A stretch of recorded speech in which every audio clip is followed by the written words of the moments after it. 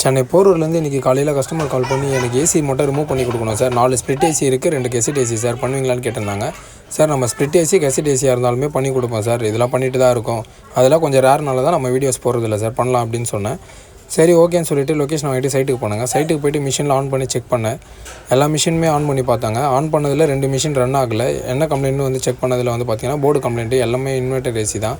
கஸ்டமர்கிட்ட இன்ஃபார்ம் பண்ணிவிட்டேன், ஆல்ரெடி இது ப்ராப்ளமாக தான் இருக்குது, ஓகே நோ ப்ராப்ளம் விட்டுடுங்க, நீங்கள் கேஸ் மட்டும் ரிலீஸ் பண்ணிவிட்டு ரிமூவ் பண்ணி கொடுத்துருங்க அப்படின்னாங்க.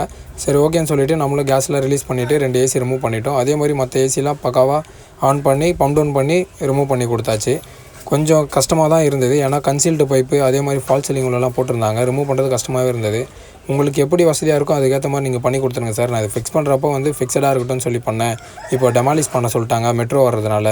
ஸோ வேறு ஆப்ஷன் கிடையாது, பண்ணிவிடுங்க, எனக்கு ஏசி மட்டும் ரிமூவ் பண்ணி கொடுத்தா போதும், மெட்டீரியல் வந்து மாற்ற இடத்துல தேவைப்பட்ட நான் வாங்கிக்கிறேன் அப்படின்னு சொன்னாங்க. சரி ஓகேன்னு சொல்லிவிட்டு பக்காவாக எல்லாமே ப்ராப்பராக ரிமூவ் பண்ணிவிட்டு எல்லாமே எடுத்து ஓரமாக வச்சுட்டு நம்மளும் கஸ்டமர்கிட்ட இன்ஃபார்ம்